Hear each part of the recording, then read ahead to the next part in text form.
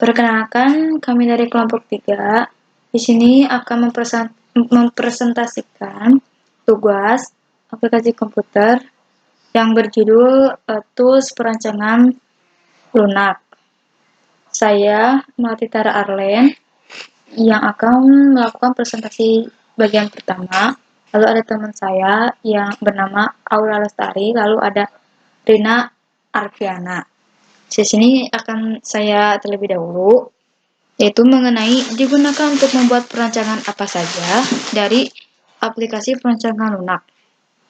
Yang pertama ada Draw.io, yaitu digunakan untuk use case diagram maupun activity diagram. Lalu ada DB diagram, itu untuk diagram database, Qt chart untuk map, diagram database dan badan organisasi. Lalu ada QTBD untuk diagram menggunakan input text. Lalu ada SQL DBM untuk database. Lalu ada Microsoft Visio, sketsa sebuah ruangan, peta, dan lokasi atau denah jaringan, dan juga diagram.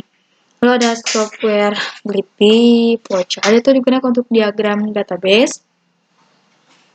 Ada Smart Draw, itu untuk flowchart desain dan gambar angka. Lalu ada Creately, yaitu diagram atau peta. Drawmax, yaitu untuk flowchart dan flow diagram dan entity relationship diagram. Lalu ada Kaku, diagram pen, map, dan kalender. Lalu ada flowchart, itu untuk diagram database juga. Lalu ada UML, yaitu desain untuk rumah. Lalu ada visual paradigm untuk case diagram, activity diagram, class diagram, dan sequence diagram. Lalu ada klik, itu sama juga untuk diagram database. Lalu ada star UML, yaitu model berorientasi objek. Lalu ada UML designer, yaitu untuk model database. Nah, lalu ada paling cocok untuk mengerjakan proyek apa. Nah, saya melakukan seperti kayak dari keseluruhan aplikasi perancang lunak itu, paling cocok untuk proyek dalam pembuatan perangkat, aplikasi atau website. Lalu dari semua aplikasi perangkat lunak itu ada sebuah hasil kayak gambaran rancangnya. Sebenarnya dikasihnya itu untuk dikasih 5 gambaran, cuman saya mengambil satu saja karena mungkin ya hampir sama juga. Ya tergantung ke kreativitas masing-masing pengguna aplikasi tersebut. Lalu ada Microsoft Visio, itu gambaran seperti ini. SQL DBM juga. Lalu ada Kaku, ada visual paradigm. Lalu ada software Blippi flowchart. Lalu di bawahnya ada Smart Draw. Lalu ada Draw.io. Nah, Draw.io ini yang paling cocok untuk digunakan untuk pemula ya. DB diagram gitu, ini seperti ini. Lalu ada quick DBD. Nah, seperti ini. Lalu ada UML designer yang pinky. Lalu ada UML yang biru ini. Ada flowchart.com dan Qt chart seperti ini, dan star UML. Lalu ada quickly, dan terakhir ada Glick.io seperti ini. Nah, sekian dari saya. Mungkin akan dilanjutkan dengan kedua teman saya dan dipersilahkan.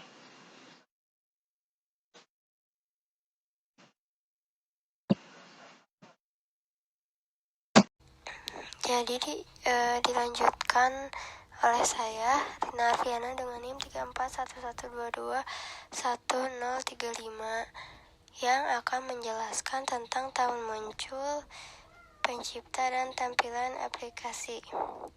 Dari aplikasi di bawah ini, yang pertama ada aplikasi Draw.io. Ini merupakan tampilan dari aplikasi Draw.io. Yang kedua ada DB diagram. Ini merupakan tampilan aplikasinya. Yang ketiga ada Qt chart. yang muncul pada bulan Desember tahun 2008 yang diciptakan oleh perusahaan Lucid Software Inc. Ini merupakan tampilan dari aplikasi Lucid Chart.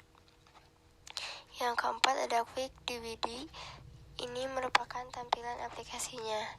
Yang kelima ada aplikasi SQL DBM. Ini merupakan tampilan aplikasinya. Yang keenam ada Microsoft Visio atau Microsoft Office Visio yang muncul pada bulan November tahun 2006 diciptakan oleh perusahaan Microsoft. Ini merupakan tampilan aplikasinya. Yang ketujuh ada software Glyphy Flowchart atau Glyphy yang muncul pada bulan Agustus tahun 2006. Ini merupakan tampilan dari aplikasi Glyphy-nya. Yang kedelapan ada Smart Draw yang muncul pada tahun 1994 oleh perusahaan Smart Draw LLC. Ini merupakan tampilan aplikasinya. Yang kesembilan ada Creately yang muncul pada tahun 2008 oleh Chandika Jayasundara. Ini merupakan tampilan aplikasi Creately. Kemudian ada aplikasi EdrawMax yang muncul pada bulan November tahun 2021 oleh perusahaan EdrawSoft. Ini merupakan tampilan aplikasinya. Yang ke-11 ada Caco yang muncul pada tahun 2009 oleh perusahaan Lab Inc. Ini merupakan tampilan aplikasinya. Yang ke-12 ada flowchart.com yang muncul pada tahun 1921 oleh Frank Gilbert. Ini merupakan aplikasi flowchart.com. Yang ke-8 ada YUML, ini merupakan tampilan aplikasinya. Yang ke-14 ada Visual Paradigma yang muncul pada 20 Juni 2002 oleh Visual Paradigma International Ltd. Yang ke-15 ada Glik.io, kemudian ada Star UML yang muncul pada tanggal 7 Agustus tahun 2006 oleh perusahaan mklabs.co.ltd. Ini merupakan tampilan dari aplikasinya. Kemudian yang terakhir ada UML Designer yang muncul pada tahun 2012 oleh Obeo. Nah, ini merupakan tampilan dari aplikasi UML Designer.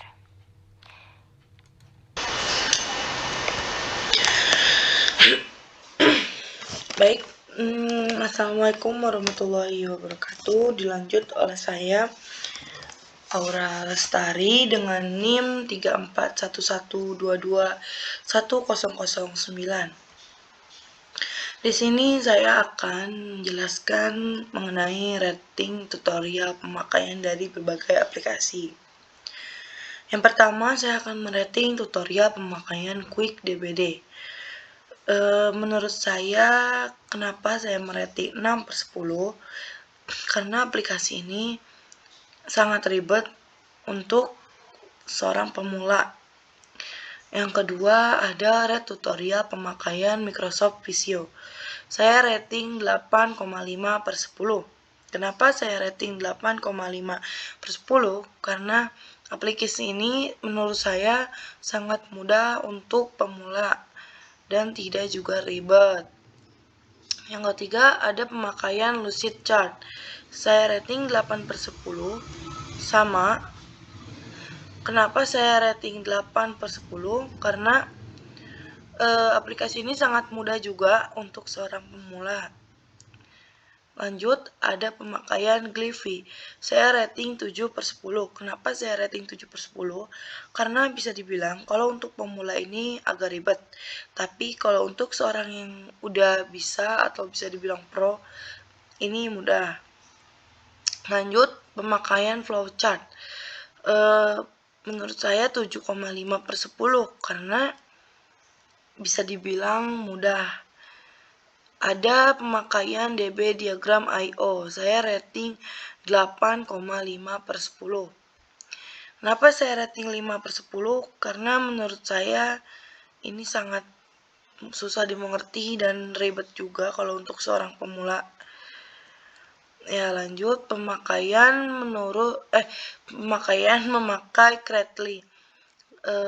Dari saya mendapatkan rating 7/10 karena ini bisa dibilang seperti yang tadi di awal saya bilang, kalau untuk pemula ini bisa dibilang ribet, namun kalau untuk yang sudah bisa pakai ini mudah. Lanjut ada Smart Draw. Smart Draw itu 8,5/10. Kenapa 8,5/10? Karena aplikasi ini menurut saya mudah untuk pemula dan juga gak ribet, mudah dimengerti. Ya, lanjut ada pemakaian Paradig. Saya kasih rating 8/10. Kenapa saya kasih rating 8/10? Karena menurut saya aplikasi ini mudah dimengerti dan juga mudah dipakai untuk seorang pemula. Lanjut ada pemakaian UML Designer. UML Designer itu saya kasih rating 6/10. Kenapa saya kasih rating 6/10? Karena menurut saya ini tuh agak ribet dan rumit ya untuk seorang pemula. Lanjut ada pemakaian Start UML. Sama seperti yang tadi, saya kasih rating 6/10. Kenapa saya kasih rating 6/10?